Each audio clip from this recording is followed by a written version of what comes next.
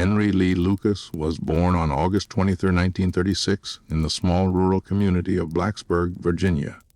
His entry into the world was marked not by warmth and love, but by poverty, dysfunction, and abuse. The Lucas family lived in a one-room log cabin that lacked electricity, running water, and basic comforts. His father, Anderson Noah Lucas, was a man crippled from an accident at a local railroad yard. Unable to work steadily, he turned to making a small living by crafting brooms and selling them door to door. His mother, Viola Dixon Lucas, on the other hand, was an infamously abusive and domineering woman whose cruelty shaped Henry's earliest memories. Viola was a sex worker who often entertained clients in front of her children. She openly despised her disabled husband, berating him for his condition, and she took her frustrations out on young Henry with both words and fists.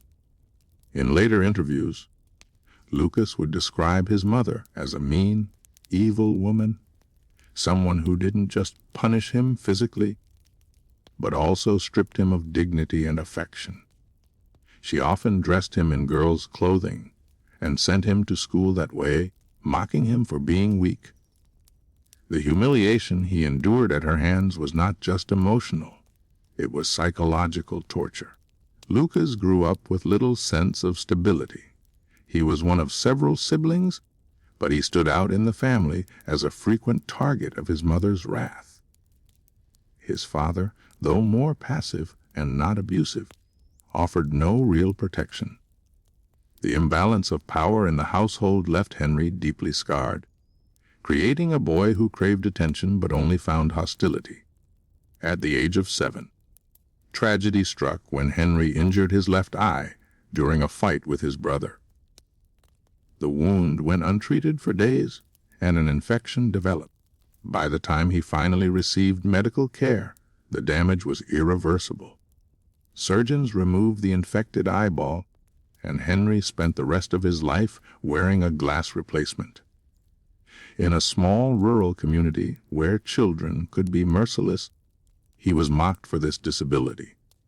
Being one-eyed Henry further isolated him from his peers and reinforced his feelings of alienation. School did not provide relief. Lucas struggled academically, showing little ability to read or write. Many who later studied him believed he had undiagnosed learning disabilities or cognitive impairments. By the 4th grade, Henry dropped out of school, leaving behind not only education, but also one of the few structured environments in his life. Without guidance or direction, he drifted further into neglect and abuse at home. His mother's brutality escalated as he grew older. Henry often claimed that she beat him for the smallest infractions, sometimes with broom handles, other times with wooden boards. She forced him to witness her sexual encounters with clients, instilling in him a twisted association between violence, humiliation, and intimacy. To many who later examined his life, this toxic cocktail of abuse and exposure to sex at an early age likely fueled his later violent fantasies. By his early teens, Henry had begun running away from home for days at a time. He sought refuge in the woods or with relatives, but he always returned, either dragged back by his mother or drawn back by necessity. The streets and fields gave him temporary freedom, but hunger and survival drove him home again and again. The pattern of escape and return foreshadowed the drifting lifestyle that would define much of his adult years. The relationship between Henry and his mother grew increasingly violent. On one occasion, when he was caught skipping school, Viola beat him so severely that he lost consciousness. On another, she struck him in the head with a block of wood. These incidents weren't isolated, they were part of the daily rhythm of Henry's life. He was not raised so much as he was broken down, piece by piece, until he was a shell of a boy, already beginning to exhibit disturbing behaviors. Animals often became the target of Henry's rage. Neighbors recalled him killing small creatures and mutilating them, an early sign of the sadism that would later emerge in his adult crimes. These acts did not happen in a vacuum. They were shaped by an environment where cruelty was normalized and empathy was absent. By the time he reached adolescence in the early 1950s, Henry had started to experiment with alcohol and petty theft. Drinking gave him a temporary escape, dulling the pain of his reality. Theft gave him a sense of control, however small. Together, they were building blocks of the criminal lifestyle that lay ahead. Meanwhile, his father's presence in his life dwindled. Anderson? No. Lucas, humiliated by his disability and his wife's dominance, withdrew emotionally. He was eventually found dead of hypothermia after collapsing drunk in the snow one winter's night. Henry was still a teenager when his father died, and with that death, any final thread of stability in his life was severed. His mother's reign of abuse continued, now unchecked by any other authority in the household. Henry's teenage years were marked by constant clashes with his mother. Viola wanted him under her control, obedient to her commands, but Henry longed to escape. Their confrontations grew more heated, and the seeds of violence began to grow into something far darker. He would later claim that his first sexual experiences were entwined with violence, either through his mother's perverse influence or through forced encounters. By the mid-1950s, Henry Lee Lucas was no longer just a neglected boy. He was becoming a drifter, a runaway, and a budding criminal with deep psychological scars. The path from a beaten child to a confessed killer was being laid in these early years. Poverty, abuse, humiliation, disability, and rejection combined to shape a personality that felt both powerless and vengeful. Lucas's early life was not an excuse for what he would later become, but it was a roadmap showing how trauma and violence could distort a mind until cruelty became second nature. By the time Henry reached his late teens, he had already begun to sever ties with what little family he had left. He wandered from place to place, stealing when he needed food, drinking when he could find liquor, and surviving on the edges of society. His mother's cruelty had defined his childhood, but now Henry carried that darkness within him. The boy who grew up in a cabin of abuse and neglect was on the verge of becoming a man who would terrify a nation. This was the foundation of Henry Lee Lucas, the runaway child, the neglected boy, the abused teenager. Every wound, every humiliation, every night spent in fear was molding him into someone who would not just walk the path of crime, but embrace it. And as the 1950s unfolded, Henry was about to take his first steps into the world as a drifter and petty criminal, beginning the long journey toward becoming one of the most infamous figures in American true crime history. As Henry Lee Lucas entered his late teenage years and early 20s, the instability of his childhood followed him like a shadow. He had no real education, no stable home, and no clear direction. What he did have was a lifetime of abuse behind him and a growing resentment toward authority, family, and society at large. His teenage years had already introduced him to theft, alcohol, and aimless wandering. Now, as he stepped into adulthood in the 1950s, these tendencies became the defining features of his existence. Lucas began drifting across the United States, hitchhiking, hopping trains, and taking temporary work where he could find it. In a country recovering from World War II and entering a period of economic growth, Henry was an outlier, a man without roots, without ambition, and without stability.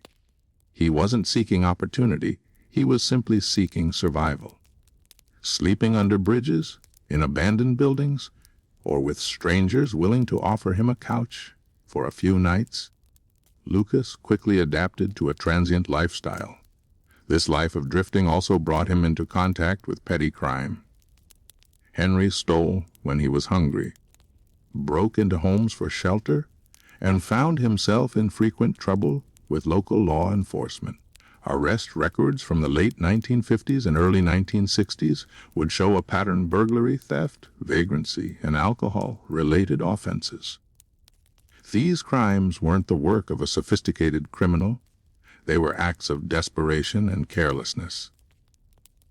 But each arrest hardened him further, making incarceration a familiar experience and eroding any fear he might have once had of the justice system.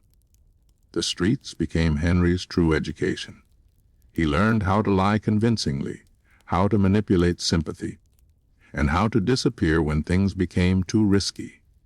Moving from state to state, he never built relationships, never stayed long enough for anyone to truly know him. This anonymity would later serve him well when he began spinning elaborate confessions of murders across the country. For now, however, it only deepened his sense of alienation. While Lucas was drifting, he also struggled with his identity. Years of abuse at the hands of his mother had left him insecure, emasculated, and often ridiculed. He sought companionship but rarely found it. Most women saw him as odd, even disturbing. His glass eye, his disheveled appearance, and his lack of stability made him an outcast. Rejection became another wound, feeding his anger and resentment. In 1954, Lucas committed one of his first known violent acts. Reports suggest that during a drunken altercation, he stabbed a man, though the details remain unclear and charges were not seriously pursued. Violence, which had always been present in his life in one form or another, was beginning to emerge in his own behavior. The pattern was forming. When humiliated or cornered, Henry lashed out. By 1959, Lucas's crimes escalated beyond theft and brawls. That year, he was arrested in Virginia for burglary and sentenced to prison. While behind bars, he was exposed to a new environment, one that reinforced his criminal identity. Inmates taught him tricks of deception, survival tactics, and the art of intimidation. Though prison was harsh, Henry adapted quickly. Some accounts suggest he even preferred incarceration to the outside world, where his survival was uncertain. In prison, he at least had food, shelter, and structure. But Lucas was not destined to stay behind bars forever. Upon his release in the early 1960s, he returned to the same lifestyle of drifting and crime. This time, however, his actions carried a darker edge. His childhood of abuse, combined with years of rejection and the influence of hardened criminals, had left him unstable and increasingly dangerous. During this period, Henry also experimented with relationships. He entered into brief liaisons with women he met along his travels, though none lasted long. His inability to maintain trust or provide stability meant most of these relationships ended quickly. Yet, his desire for control often surfaced, and when women rejected him or resisted, Henry's darker impulses took over. These interactions foreshadowed the violence he would later inflict on female victims. The early 1960s were also the years when Henry's lies began to take root. He discovered that he could manipulate people by exaggerating his past, inventing stories, and creating a persona that drew both fear and sympathy. Sometimes he claimed he had killed people in drunken fights. Other times he boasted about adventures that never happened. These fabrications became a shield, protecting him from ridicule and giving him an identity beyond the one-eyed drifter. He was slowly building the foundation for the manipulative confessor he would later become. Despite his efforts to reinvent himself, Lucas couldn't escape his past. His mother remained a dominant presence in his mind. Even after leaving home, he carried the emotional scars of her abuse. The memories of her humiliations, her cruelty, and her control festered inside him. Their relationship had never truly ended. It was only put on pause. As Lucas drifted from town to town, he thought often of the woman who had shaped his life in violence and resentment. The turning point came when Lucas attempted to settle into something resembling a normal life. In the mid-1960s, he briefly lived with relatives and tried working steady jobs. But stability was foreign to him. He soon found himself back in the cycle of theft, drinking, and drifting. His inability to conform to ordinary life made him restless and resentful. Normalcy felt like a cage, and Henry always preferred the chaos of the open road. By the late 1960s, law enforcement was familiar with Lucas. He was not considered a serious criminal threat yet, just another drifter who popped up in police blotters across several states. But beneath the surface, his resentment was boiling. He had tasted violence, both inflicted and endured, and he carried within him the capacity for far greater crimes. The road ahead would not simply be about theft or drifting. It would soon lead to murder, beginning with the very person who had caused him the most pain in life, his mother, Viola. Their relationship had been marked by decades of hatred and abuse, and it was only a matter of time before Henry's suppressed rage erupted. Henry Lee Lucas was no longer just a neglected boy or a petty thief. By the end of the 1960s, he had become a hardened drifter, skilled in manipulation, unafraid of the law, and simmering with violent impulses. His identity was fractured, his moral compass non-existent, and his need for control growing stronger. This chapter of drifting and petty crime was not the height of Lucas's story. It was the prelude. Every train he hopped, every jail cell he occupied, every lie he told, and every violent outburst he committed was leading him toward a moment that would define his life forever. The boy who had grown up in poverty and abuse had become a man with no ties, no purpose, and no sense of remorse. And soon, in an act that shocked even those who knew his past, Henry Lee Lucas would turn his violence against his own mother, crossing the line from troubled drifter to murderer. By the dawn of the 1960s, Henry Lee Lucas had already carved out the identity of a drifter. He was a man constantly in motion, moving between states, sometimes with family, often alone, always restless. His survival came through theft, manipulation, and short-term labor. But as the years progressed, his criminal behavior escalated. No longer satisfied with petty burglaries and small-time thefts, Henry began to step into more violent territory. One of the earliest indications of Lucas's capacity for lethal violence came in 1960. According to later testimony, Henry claimed that during this period he picked up a young woman hitchhiker and murdered her in cold blood. Whether this particular account was true or one of his many fabrications remains disputed, but investigators believe that Lucas did commit at least one murder around this time. What is certain is that Henry's fantasies of violence, fed by years of abuse and humiliation, had begun to cross into reality. But before he became notorious as a so-called serial killer, Henry's crimes brought him into contact with law enforcement in more conventional ways. In 1960, he was arrested for burglary in Virginia and sentenced to prison. Behind bars, Lucas was once again placed in an environment that mirrored his chaotic upbringing.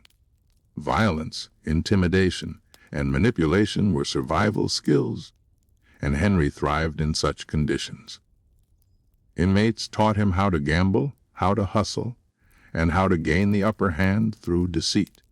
Prison was not a deterrent for him. It was an education. He was released after serving a short sentence, but freedom did not change him. Instead, it gave him new opportunities to commit crime.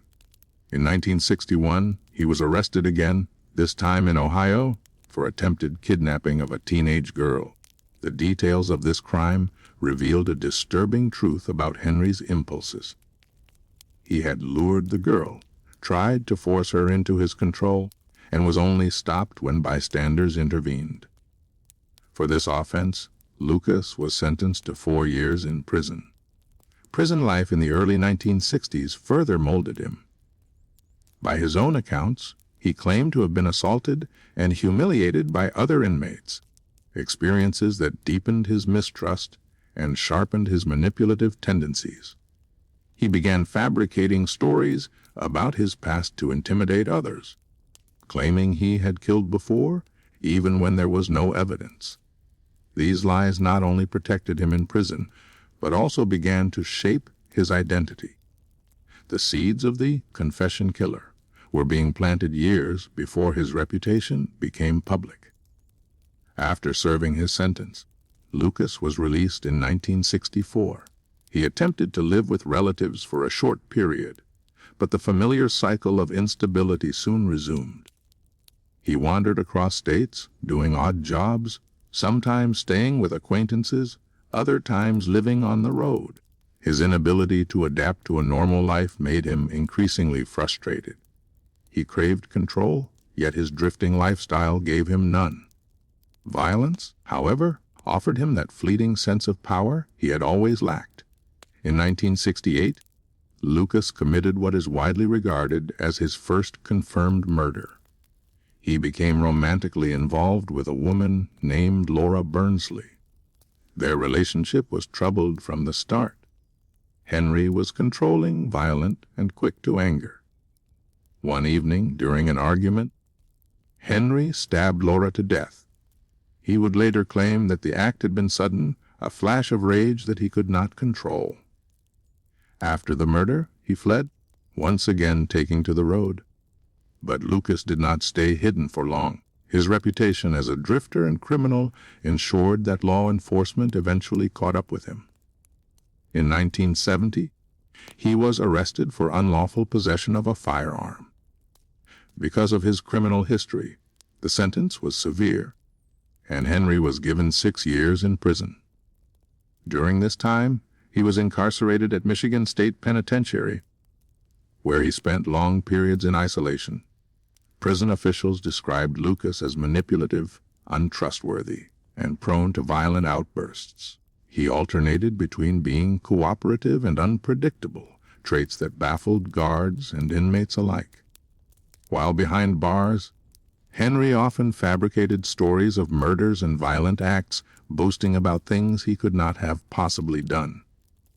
For Lucas, lies were not just a defense mechanism. They became a way of constructing an identity in a world where he otherwise felt powerless.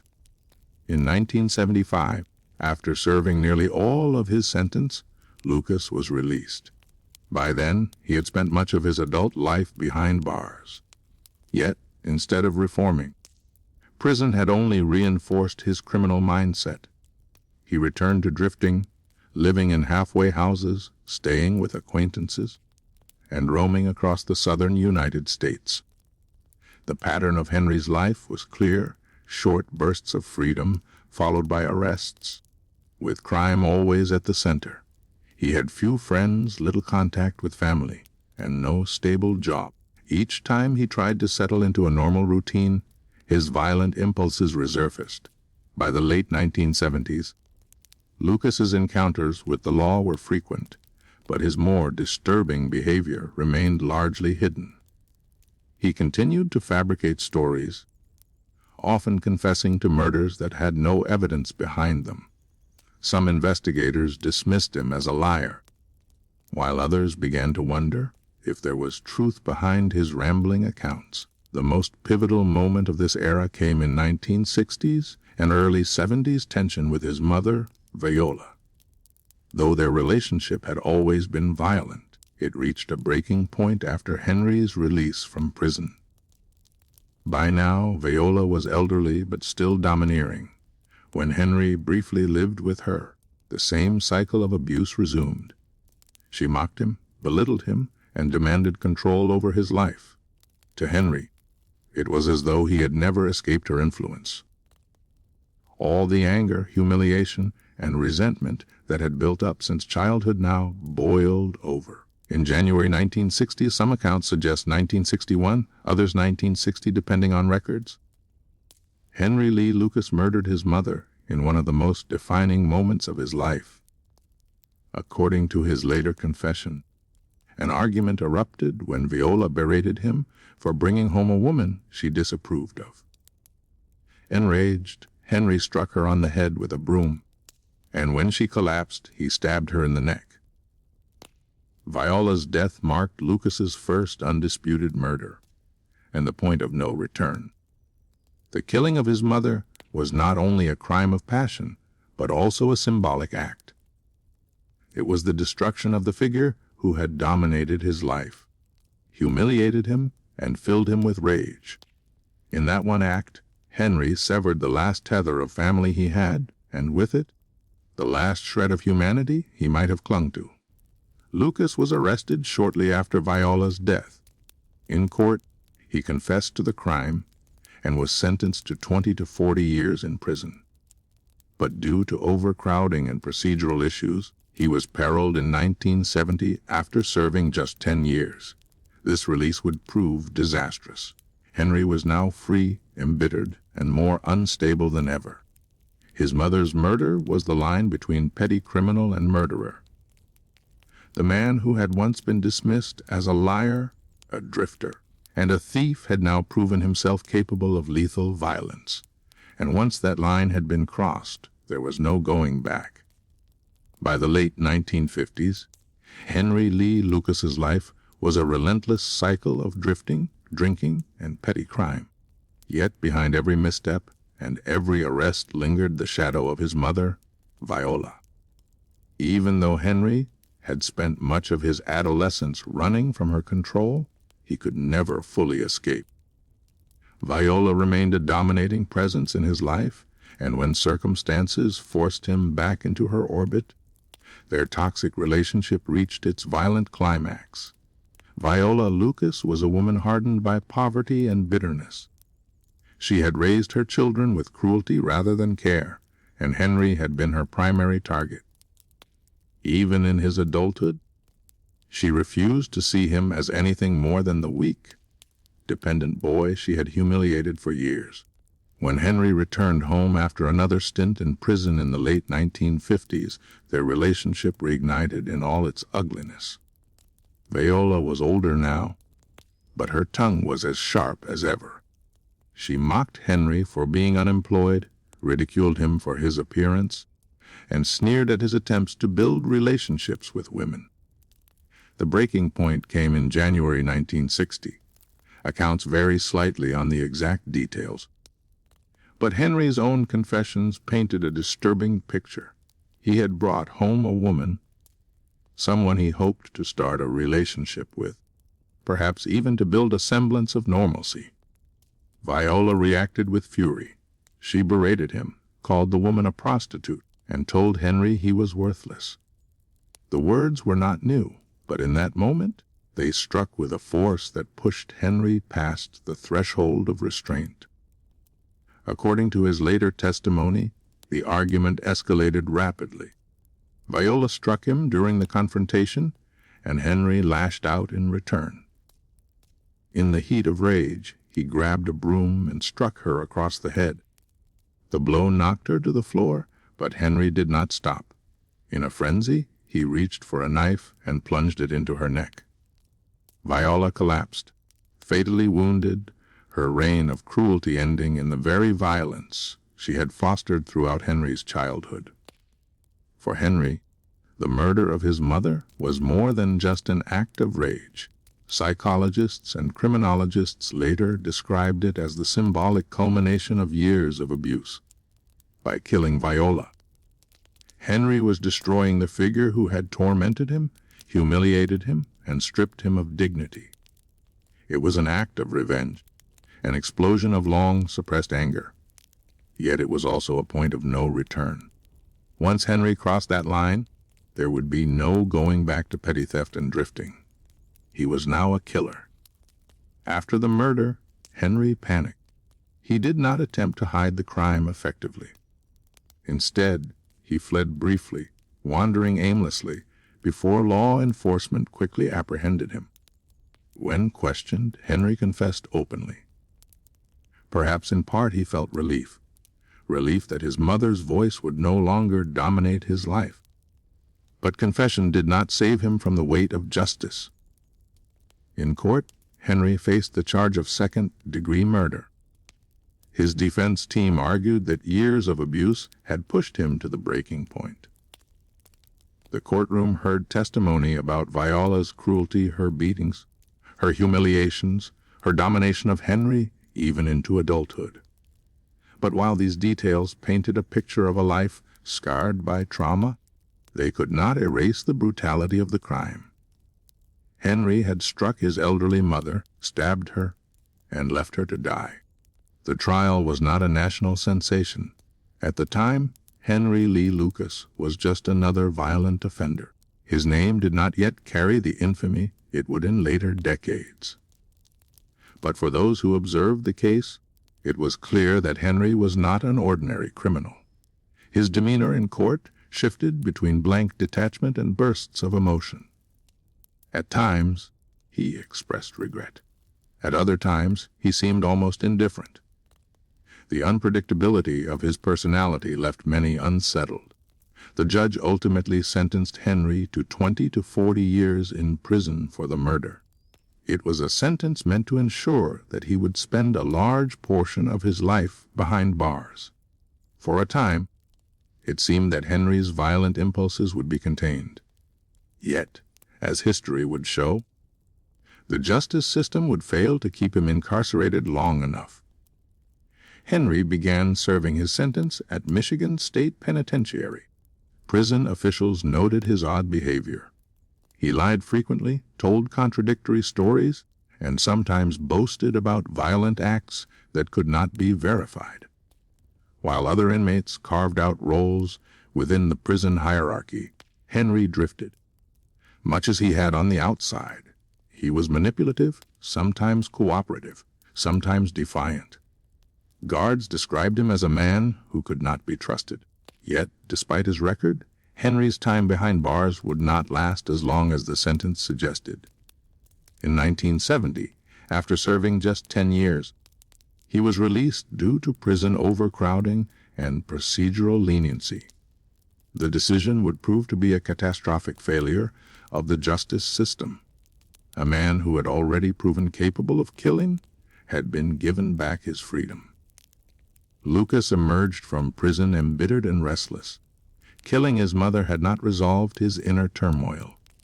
Instead, it had hardened him, reinforcing his sense of alienation and his belief that violence was an answer. Now free once again to drift across the country, Henry carried with him the dark legacy of matricide. His mother's death was the ultimate expression of his rage, but it was not the end of his violence. It was, in fact, only the beginning. The murder of Viola Lucas would come to define Henry's life in more ways than one. For psychologists, it became the central trauma and turning point in his story. For law enforcement, it was proof that Lucas was capable of murder long before his web of confessions. And for Henry himself, it was both a release and a curse. He had silenced his abuser, but in doing so, he had unleashed a darkness that would never again be contained. In the years that followed, Henry Lee Lucas would drift back into society, only to commit more crimes, form deadly partnerships, and weave a tangled web of lies and confessions that would captivate and confuse investigators across America. But at the root of his infamy lay one undeniable fact. In January 1960, in a fit of rage and revenge, Henry Lee Lucas murdered his own mother. That act severed him from his past, but it also sealed his future as one of the most disturbing figures in American criminal history. When Henry Lee Lucas walked out of prison in 1970, he was a man hardened by time behind bars, shaped by violence, and driven by impulses that prison had failed to contain. He had served just 10 years for the brutal murder of his mother. And though he was technically free, he carried within him the same anger, instability, and manipulative tendencies that had defined his life before. The justice system had released him back into society, and that decision would have deadly consequences. Lucas initially attempted to adjust to freedom by moving in with relatives. He tried working odd jobs, doing handyman work, and seeking out companionship. But the patterns of his past quickly resurfaced. He drifted from town to town, unable to hold down steady employment, always restless, always searching. His attempts at normalcy were short-lived, and soon Henry was back on the road, hitchhiking, sleeping in shelters, and falling into petty crimes to survive. In 1971, Lucas was arrested again, this time for attempting to abduct a teenage girl. His obsession with control and his disturbing impulses toward young women were becoming more evident. This crime earned him another prison sentence, and he spent the early part of the decade once again behind bars. By the time he was released in 1975, Henry was now almost 40 years old, with most of his adult life spent either drifting or incarcerated. Freedom brought little change. Lucas fell back into his pattern of wandering through the southern United States, moving from Florida to Texas, then back toward the Midwest. He often stayed with acquaintances he met on the road, sometimes living with women who were desperate enough to tolerate him for a short time. But his violent temper and controlling nature always led to conflict. It was during this period, in the mid to late 1970s, that Henry Lee Lucas crossed paths with a man who would become both his companion and his partner in crime, Ottis Toole. Ottis Toole was a drifter much like Lucas, a man with a deeply troubled past, marked by abuse, neglect, and psychological instability. Born in Jacksonville, Florida, Toole had endured a childhood of extreme poverty, incest, and cruelty. He was described as slow-witted, easily manipulated, and deeply disturbed. He had a fascination with fire, frequently setting buildings ablaze, and like Lucas, he had violent impulses. When Lucas and Toole met, it was as though two broken pieces had found each other, each feeding the darkness of the other. Their meeting reportedly took place around 1976 or 1977. Lucas, drifting through Florida, encountered Toole in Jacksonville. The two bonded quickly over their shared experiences of abuse, rejection, and crime. For Lucas, who had spent much of his life alone, Toole was the closest thing he had to a kindred spirit. For Toole, Henry provided both companionship and a figure to follow, someone who encouraged his violent fantasies. Together, they became a destructive force. Lucas later claimed that he and Toole embarked on a killing spree that spanned several states, targeting hitchhikers, strangers, and vulnerable individuals. Whether all of these confessions were true is highly doubtful. Henry was known for fabricating stories, but investigators do believe the pair committed at least some murders during their time together.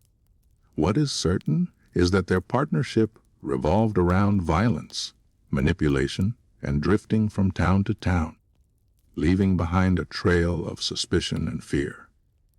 Ottis introduced Henry to his family, and it was through Ottis that Henry met Ottis's young niece, Frida Becky Powell. Becky was a teenager, vulnerable and impressionable, and she quickly became attached to Henry. Despite their significant age difference, Henry and Becky began traveling together, forming a disturbing relationship that blurred the lines between caretaker, manipulator, and predator. For Lucas, Becky provided companionship and a sense of control. For Becky, Henry offered an escape from her unstable home life. Their relationship would later play a central role in the crimes and confessions that made Lucas infamous.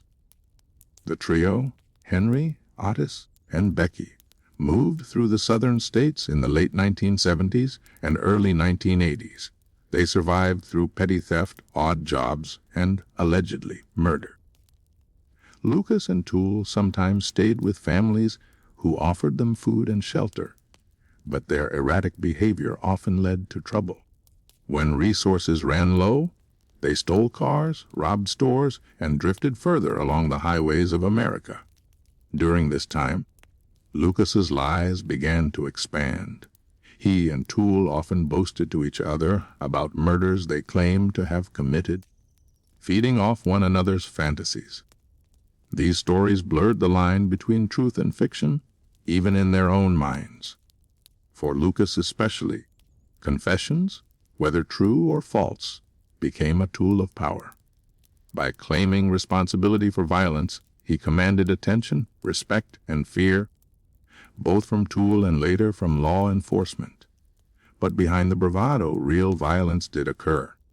Investigators later tied Lucas and Toole to several confirmed murders during this period, though the exact number remains disputed. Victims were often young women or hitchhikers, individuals unlikely to be missed immediately. Lucas's pattern of impulsive rage and Toole's fascination with fire and destruction made them a volatile and dangerous duo. Their partnership, however, was not built to last. By the early 1980s, Lucas and Toole began to drift apart. Henry grew closer to Becky Powell, choosing to travel with her rather than Ottis. Their relationship was strange and unsettling. Henry was decades older, and Becky was a child navigating teenage rebellion. Yet for Henry, she represented something he had never had: someone who looked up to him, depended on him, and gave him a twisted sense of family. This shift created tension between Henry and Ottis. Toole, possessive and jealous, resented Henry's attachment to Becky. The once inseparable companions began to argue, and eventually their partnership fractured. Lucas left Jacksonville with Becky, leaving Ottis behind. It was the beginning of the end of their alliance, but the damage they had done, both real and imagined, was already enough to secure their place in true crime history. By the time the 1980s began, Henry Lee Lucas had transitioned from a drifter and petty criminal to a man entangled in a web of violence, lies, and disturbing relationships. He had killed his mother, served time, drifted across the country, and now aligned himself with Ottis Toole in a partnership that combined their brokenness into something far more sinister.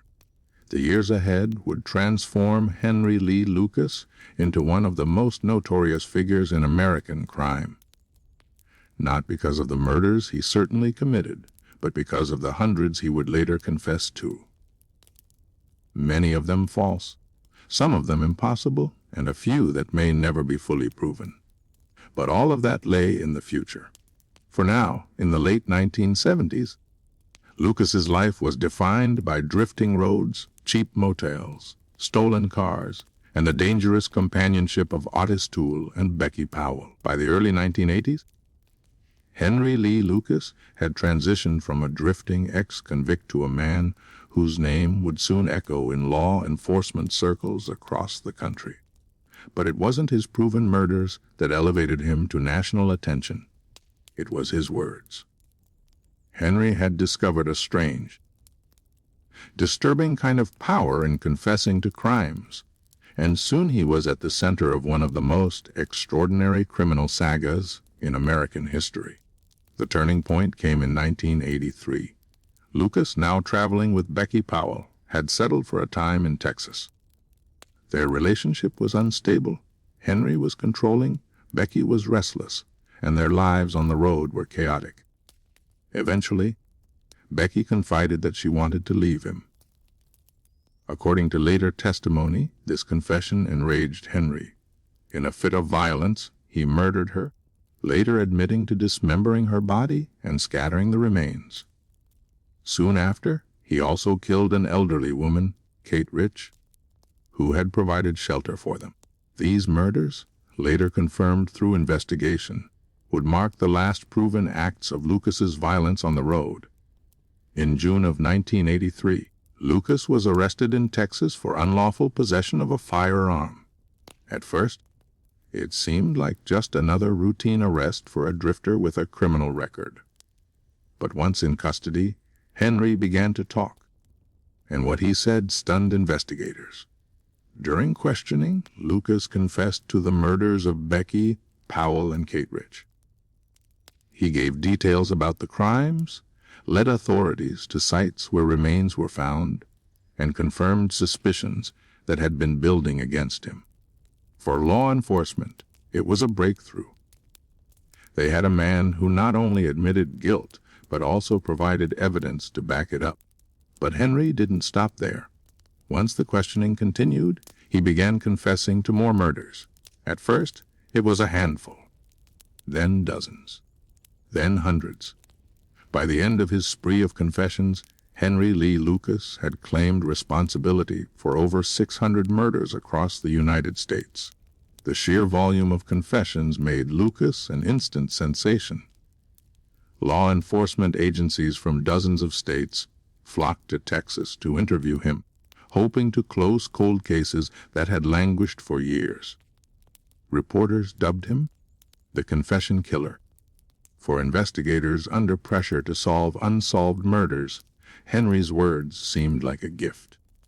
Suddenly, they had a man willing to provide details, dates, and names, tying himself to crimes from California to New York, from Michigan to Florida.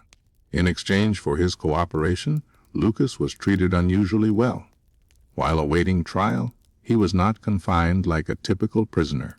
Instead, he was taken on road trips with law enforcement officers, sometimes eating at restaurants, staying in motels, and even enjoying relative freedom of movement. For a drifter who had spent much of his life in jail or poverty, it was an extraordinary shift. Henry reveled in the attention. He was no longer a nobody. He was the center of national headlines. But as the number of confessions grew, so did skepticism. Some investigators began to notice glaring inconsistencies in Lucas's stories. In many cases, the timelines didn't add up. Henry could not have physically been in two places at once. Records showed him incarcerated or working hundreds of miles away at the time of certain murders he claimed. In some cases, details he provided were so vague or contradictory that it was clear he was fabricating. Yet, despite these problems, many law enforcement agencies accepted his confessions. Closing a case was often seen as a victory, and Henry was offering them closures by the dozens. Some investigators, eager for answers, overlooked the contradictions. Others, perhaps weary from years of dead ends, embraced Henry's willingness to confess as a convenient solution. For Lucas, lying became second nature. He soaked up the attention, enjoying the role of the infamous serial killer. Each new confession brought more officers, more interviews, and more headlines. He learned quickly how to read investigators, feeding them details they wanted to hear, sometimes gathered from newspapers, sometimes invented on the spot. He became a performer in the theater of crime, and the audience was law enforcement itself. But not everyone was convinced. Journalists and skeptics began digging into the timeline of Lucas's supposed murders. When they compared his confessions to documented evidence, the cracks became undeniable. In one case, Henry confessed to a murder in Florida, while prison records placed him in Virginia at the same time. In another, he claimed to have driven thousands of miles within days to commit multiple murders. A physical impossibility. The contradictions grew so large that even the Texas Rangers, who had initially championed Lucas's confessions, began to question his credibility. By the 1980s, it became clear that while Henry had certainly committed some murders, including Becky Powell and Kate Rich, he had fabricated the majority of his claims. What began as cooperation had spiraled into one of the greatest hoaxes in modern criminal justice. Still, the damage was done. Law enforcement agencies had closed hundreds of cases based on Lucas's word. sometimes without sufficient evidence. Families of victims were told their cases were solved, only to later discover that the supposed killer could not have been responsible. Henry's lies had not only wasted resources, but also denied true justice to the victims of real killers who remained unidentified. For Henry himself, the confessions brought both fame and infamy. He had gone from being a nameless drifter to one of the most notorious criminals in America. But as the truth unraveled, so too did his credibility. By the late 1980s, most of his confessions had been discredited, and law enforcement agencies distanced themselves from him. Yet the spectacle of his lies had already left its mark on the justice system, exposing flaws in investigative practices and raising questions about the eagerness to close cases without solid proof. At the heart of it all was Henry's insatiable need for attention and validation. For a man who had grown up neglected, abused, and humiliated, the confessions gave him a stage. They made him important. They made him feared. They made him someone. And even if the stories were false, Henry relished the role he had created, the confession killer. As he sat in custody, alternating between truth and lies, Henry Lee Lucas had entangled himself in a web of his own making. He had confessed to hundreds of murders, far more than any serial killer in history. Most of them were false, but a few were real. The challenge for investigators, and for history, was separating the fact from the fiction, the truth from the lies. And as the 1980s wore on, Henry's bizarre saga would continue to unfold. His trials, his sentencing, and the unraveling of his fabrications would transform him from a supposed super killer into one of the most controversial figures in American crime. By 1984, Henry Lee Lucas had transformed from a forgotten drifter into one of the most talked about criminals in America. His name was splashed across headlines, his face appeared on television, and his story fascinated the public in a way few others ever had. He was no longer just Henry Lee Lucas, the drifter who had murdered his mother. He was the confession killer, the man who claimed to have killed more people than any murderer in modern history. The nickname itself carried a dark sense of theater. Reporters, hungry for dramatic stories, leaned into the image of Lucas as a super killer, a man capable of unspeakable violence on a scale the nation had never seen before. Each day seemed to bring new confessions. A missing woman in Michigan, a murdered hitchhiker in Florida, a strangled victim in California. Law enforcement officers from across the country traveled to Texas to question him, hoping at last to close their cold cases. And Lucas, basking in the attention, rarely disappointed. Henry played the role with chilling confidence. He spoke calmly, almost casually, about murders, weaving elaborate stories about how he had picked up victims on lonely highways, how he disposed of their bodies, and even details of their final moments. For investigators who had spent years staring at unsolved files, his words felt like answers. He gave them closure. He gave them someone to blame. The Texas Rangers, a legendary law enforcement agency, became central to Henry's rise as the confession killer. They organized a task force to handle the flood of agencies coming in, turning the small jail in Georgetown, Texas, into a revolving door of detectives. Rangers often escorted Lucas on road trips across the country, retracing the supposed routes of his killing spree. He was allowed to sit in the front seat of police cars, eat at diners with officers, and sometimes even stay in motels rather than cells. For Lucas, it was a dream come true. After a lifetime of neglect, abuse, and drifting, he now commanded the attention of police, journalists, and the public. He had discovered that words could be more powerful than violence. Confessions made him important. Confessions gave him control. The media amplified every step. Newspapers dubbed him the most prolific serial killer in history. Television crews filmed his transfers between counties, capturing the thin, scruffy man who calmly claimed responsibility for hundreds of deaths.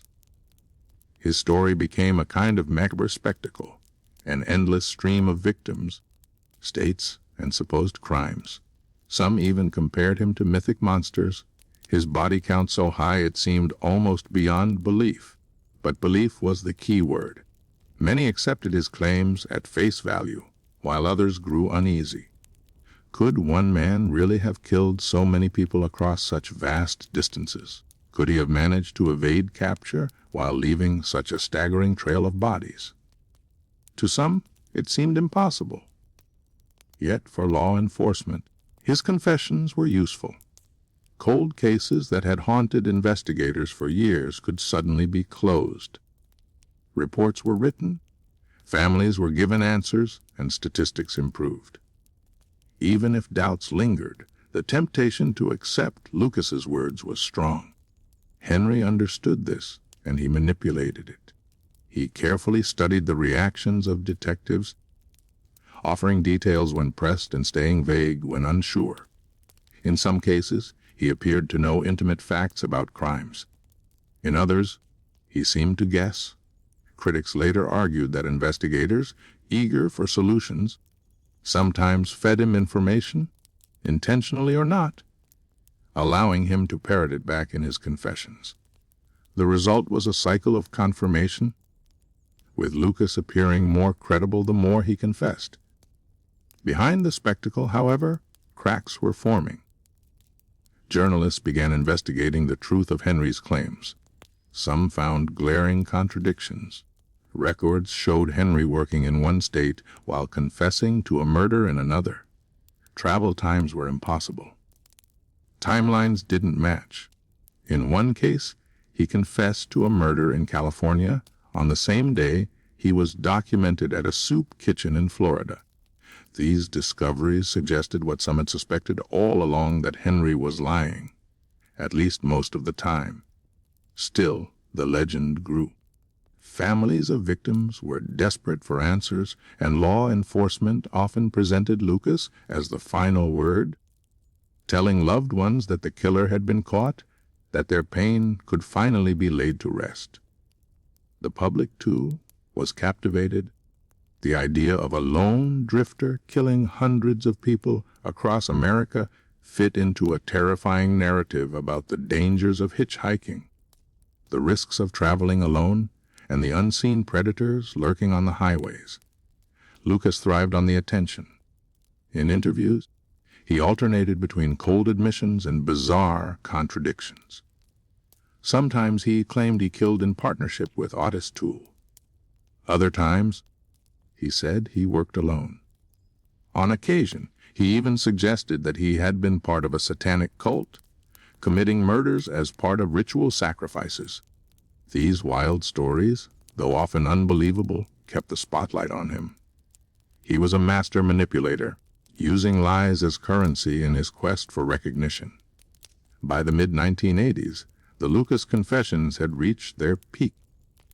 Hundreds of cases had been solved, and his reputation as the deadliest serial killer in American history seemed cemented. But beneath the surface, doubt was spreading. The very scale of his supposed crimes was too much to accept. Critics began to ask hard questions about why so many agencies were taking his word at face value. In truth, Lucas's fame revealed something deeper about the criminal justice system itself. His confessions exposed a willingness, sometimes even an eagerness, to believe convenient answers even when they defied logic. He revealed the vulnerabilities of investigators under pressure, the flaws in record keeping, and the human desire for closure, even at the expense of truth. For Henry, however, it was never about truth.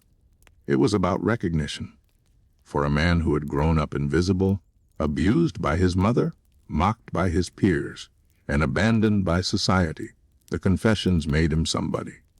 They gave him an identity, even if that identity was built on lies. He had reinvented himself as the bogeyman of America's highways, the confession killer, and he relished the role. But fame has consequences. The higher Henry climbed on the ladder of notoriety, the harder he would eventually fall.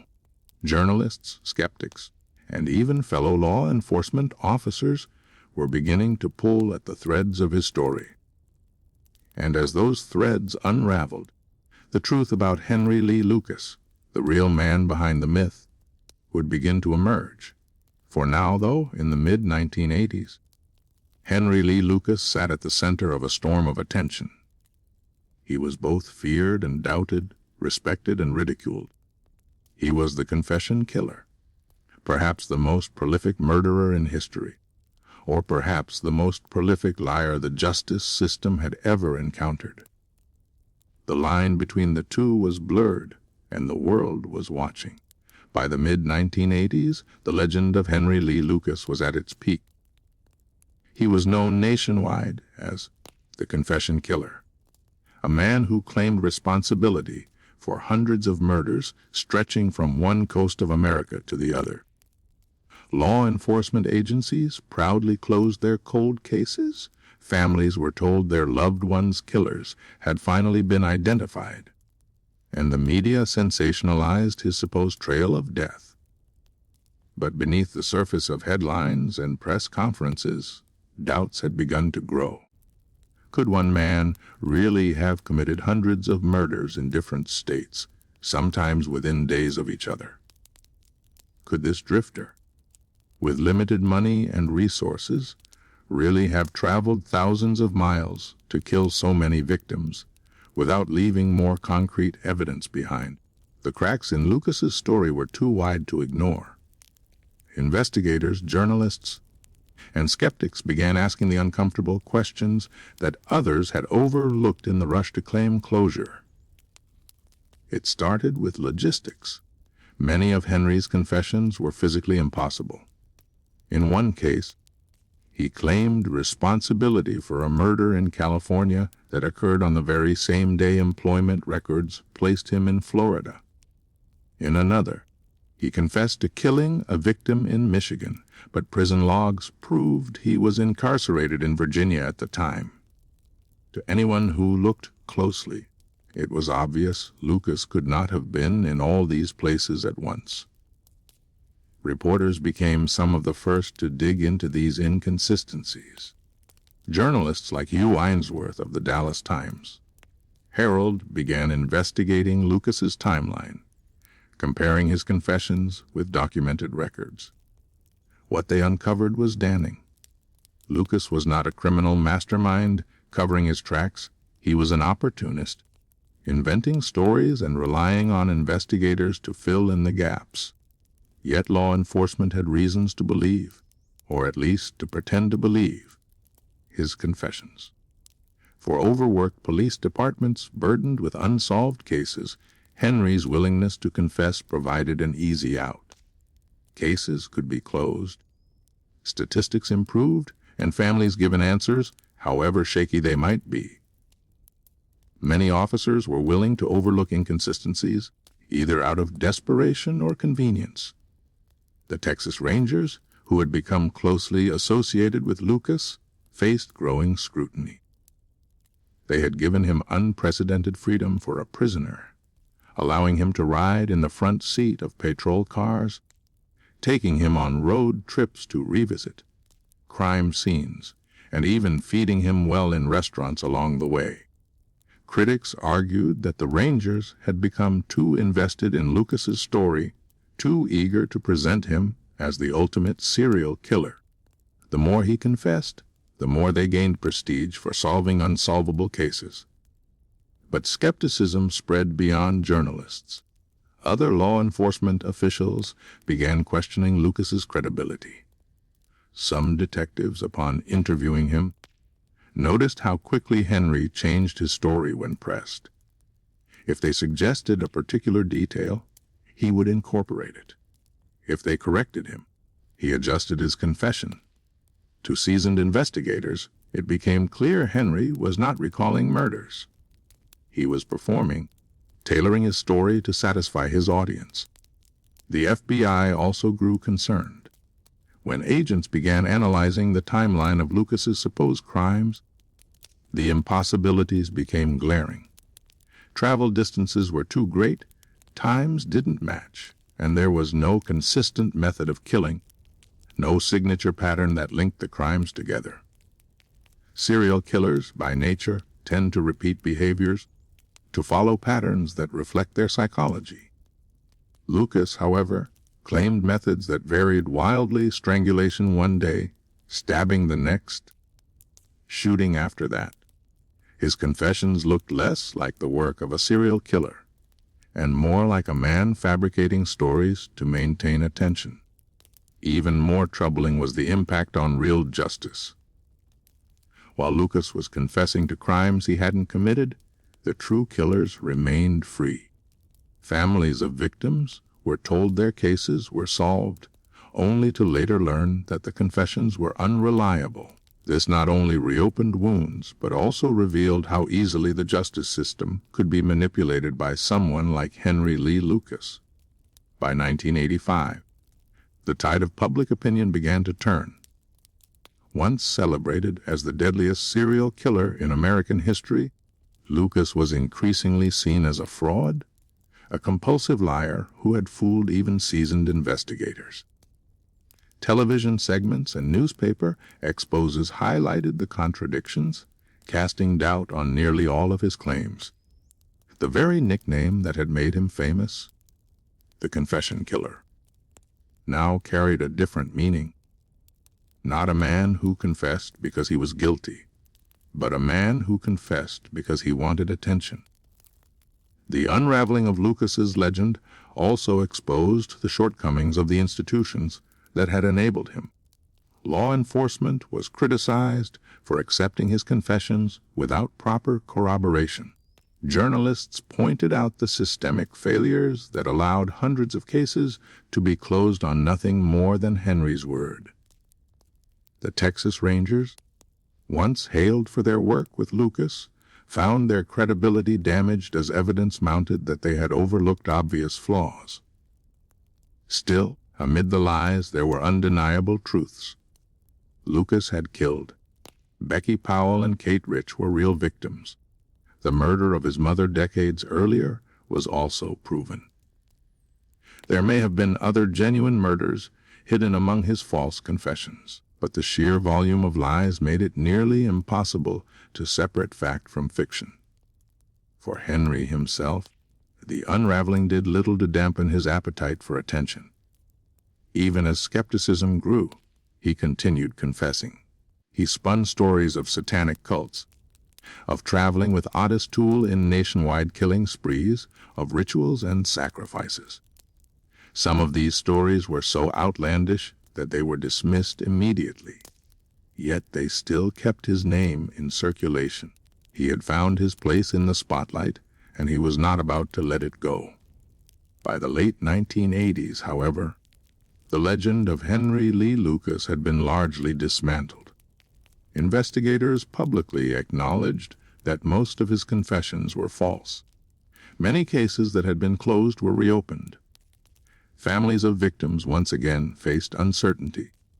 The justice system had to reckon with how a drifter with a history of lies had manipulated them on such a massive scale.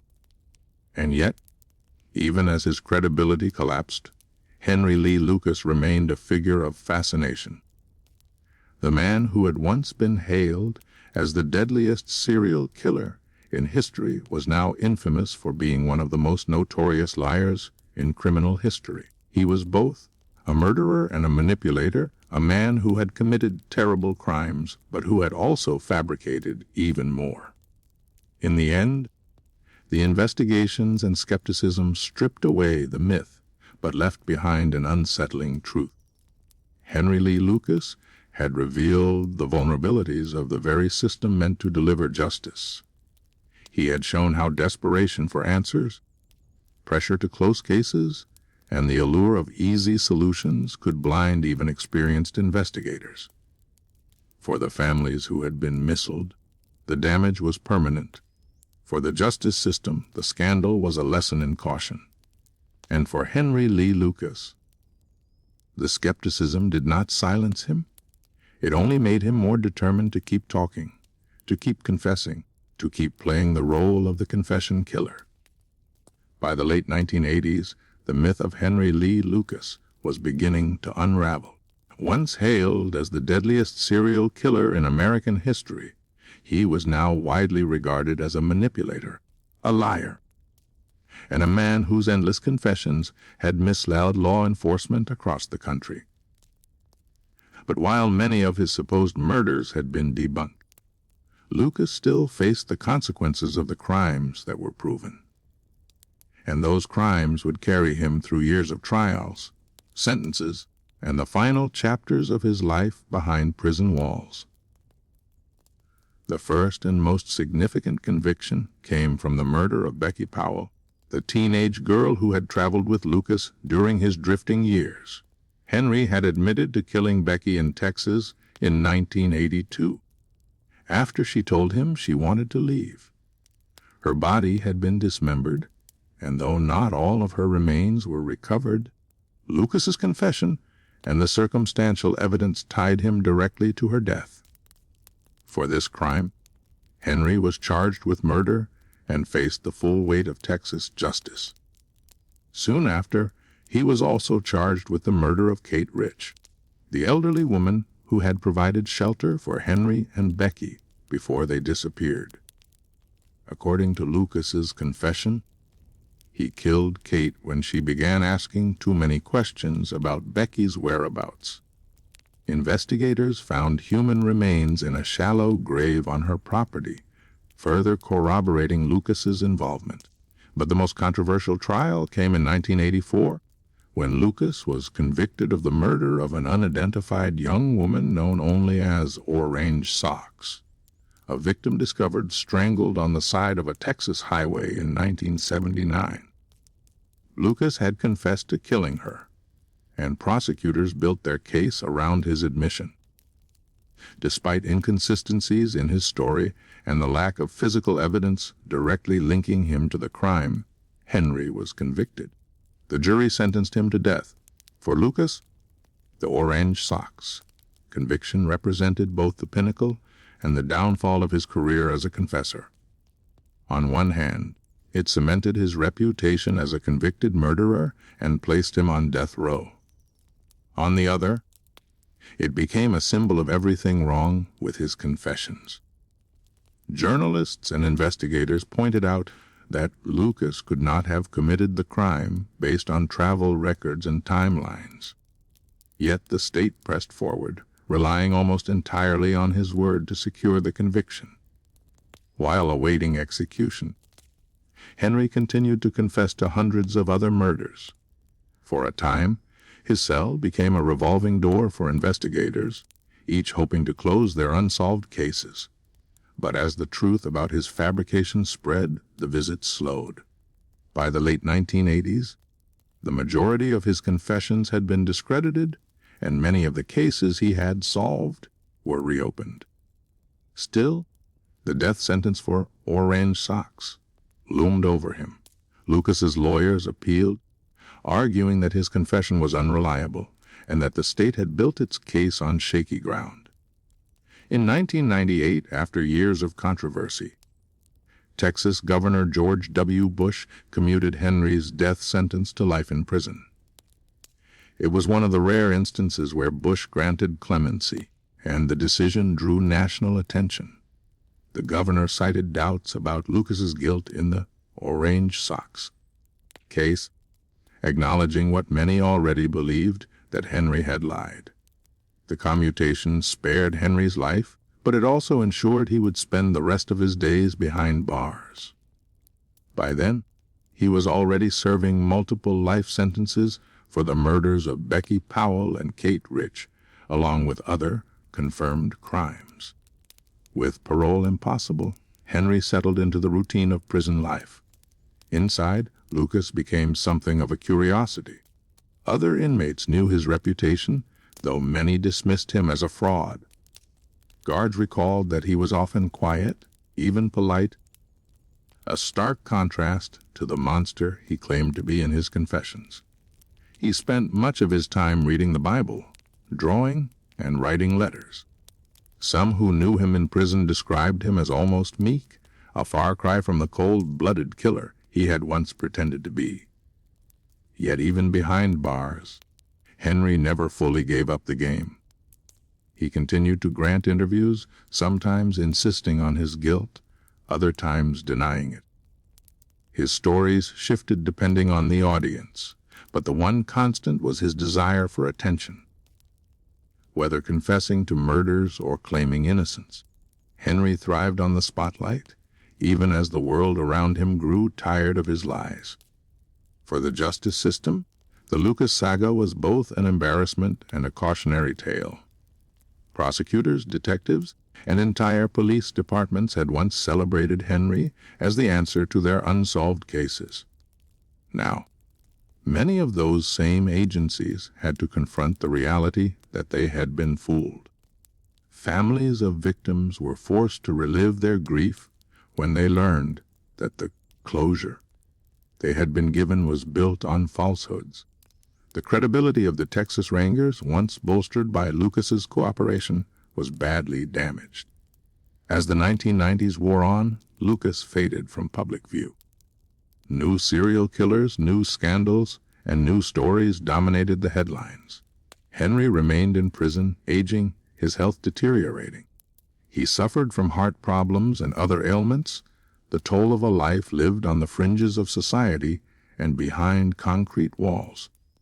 But even in decline, Lucas remained an unsettling figure. He represented both the reality of violence, proven by his genuine murders, and the dangers of deception, demonstrated by his web of false confessions. He was both a killer and a conman, a man who had taken lives but also manipulated the justice system into believing he had taken far more. In the end, Henry Lee Lucas would not die at the hands of the state, but within the walls of prison. On March 13, 2001, he was found dead in his cell from heart failure. He was 64 years old. His death brought a quiet end to one of the most bizarre criminal sagas in American history. Henry's trials and sentences left a complicated legacy. He was undeniably guilty of several murders, but his lies had blurred the line between fact and fiction so thoroughly that even today, the true extent of his crimes remains uncertain. He may have killed more than the handful of victims confirmed, but he certainly did not kill the hundreds he claimed. The truth likely lies somewhere in between. What is clear is that Henry Lee Lucas spent his final decades not as the world's deadliest serial killer, but as a prisoner, a man whose manipulations had caught up with him, whose lies had been exposed, and whose life ended not in glory or terror, but in obscurity behind bars.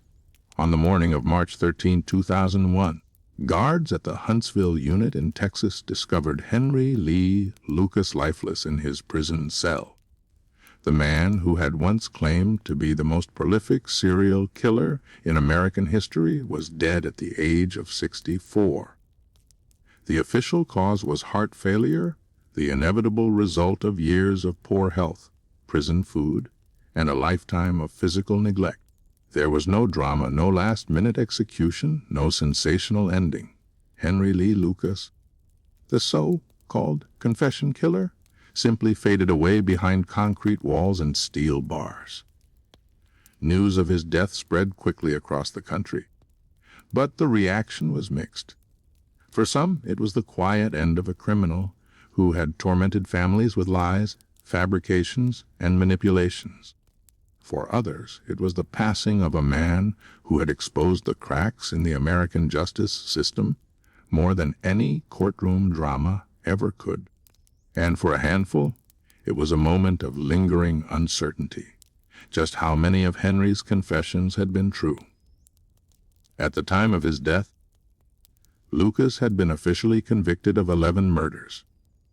Yet over the years, he had confessed to more than 600. Law enforcement had once attributed nearly 200 cases to him, closing files and declaring justice served. But by the time Henry took his last breath, most of those cases had been reopened, discredited, or left unsolved once again. The number of people he truly killed remains unknown. Some say as few as 3. Others believe it could be as many as a dozen. The truth, buried beneath his lies, may never be uncovered. What is certain is that Lucas's life story became a cautionary tale for law enforcement across America. His endless confessions had revealed just how easily the criminal justice system could be manipulated. Investigators had been seduced by the prospect of solving cold cases, prosecutors had embraced convenient answers, and entire agencies had built reputations on his words. In the process, the real killers in many cases remained free, and families were given false closure. Henry Lee Lucas did not just kill people, he corrupted the very system meant to protect them. The confession killer saga also forced the legal system to re-examine the way confessions were handled. Traditionally, a confession was considered one of the most powerful forms of evidence. But Henry proved that words could be deceptive, especially when spoken by someone seeking attention, favors, or psychological control. His ability to fabricate stories with enough detail to satisfy investigators showed how confirmation bias could cloud judgment. Officers, sometimes unintentionally, fed him information about cases, which he then repeated back as if it were his own knowledge. In the end, Henry didn't just confess, he reflected the desires of those who wanted his stories to be true. Even in death, Henry Lee Lucas remained a figure of fascination. True crime authors, filmmakers, and journalists continued to dissect his life, trying to separate fact from fiction. Documentaries such as The Confession Killer highlighted the bizarre circus that surrounded him in the 1980s, showing not only Henry's manipulative charm, but also the eagerness of law enforcement to believe in a convenient monster. His story was retold in books and television specials, each time emphasizing the blurred line between truth and lies. For those who study criminal psychology, Lucas became a case study in pathological lying and the need for attention. Unlike other serial killers who killed compulsively, Henry's crimes were matched, if not overshadowed, by his fabrications. He was a man who wanted to matter. His lies gave him purpose, his confessions gave him fame, and for nearly a decade, he held the justice system in the palm of his hand. His life illustrated how deeply the human need for recognition can twist into something monstrous. Yet there was still the matter of the real victims. For the families of Becky Powell and Kate Rich, Henry's confirmed murders left scars that never healed. Becky was a teenager, vulnerable and full of life, who trusted Henry only to be betrayed in the most brutal way. Kate Rich was an elderly woman who offered kindness and shelter, and for her generosity, she paid with her life. Their stories often became overshadowed by Henry's false confessions, but they remained the undeniable proof of his capacity for evil. The legacy of Henry Lee Lucas also lingered in the unresolved cases. Dozens of families who once thought they had answers were forced to confront uncertainty once again. The killers of their loved ones had never been caught, and time had eroded evidence and leads.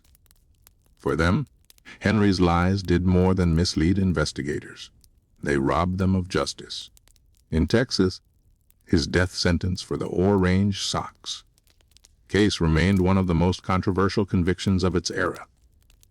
That George W. Bush, as governor, commuted Lucas's sentence to life was significant.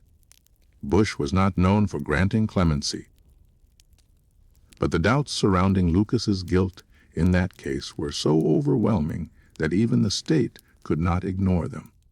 It was an extraordinary acknowledgement that the system had erred, built entirely on the testimony of a man who had proven himself to be unreliable. As Henry's body was buried in an unmarked grave in a Texas prison cemetery, the story of the confession killer did not end. His death closed one chapter, but his legacy continued to haunt law enforcement and the true crime world. He became a symbol of deception, a warning about the dangers of unchecked confessions, and a reminder that truth is often more elusive than lies. For ordinary Americans, Lucas embodied both fascination and fear. He represented the dangers of the open road, the shadowy figure of the drifter who could appear anywhere, kill without reason, and disappear again. But more disturbingly, he represented the flaws in authority itself. If the justice system could be fooled so easily by a man like Henry Lee Lucas, then how many other cases, other trials, and other confessions had been equally flawed? In the years after his death, Henry Lee Lucas's story became part of a larger narrative about America's obsession with serial killers. Alongside names like Ted Bundy, John Wayne Gacy, and Jeffrey Dahmer, Lucas occupied a strange place not as one of the deadliest, but as one of the most deceptive. He showed that infamy can be built not only on actions, but also on lies, and that sometimes the desire for attention can be as powerful as the urge to kill. Ultimately, Henry's death in 2001 marked the end of a man, but not the end of a lesson. His life was a collision of violence, manipulation, and systemic failure. He was both a murderer and a mirror, reflecting the weaknesses of those who wanted to believe in him. And while his body rests in the ground, the questions he raised about truth, justice, and the human need for recognition still echo through the halls of American criminal history. Henry Lee Lucas will never be remembered as the greatest serial killer of all time, but he will forever be remembered as the confession killer, the man who lied, manipulated, and deceived his way into infamy, leaving behind a legacy of doubt, controversy, and unresolved pain.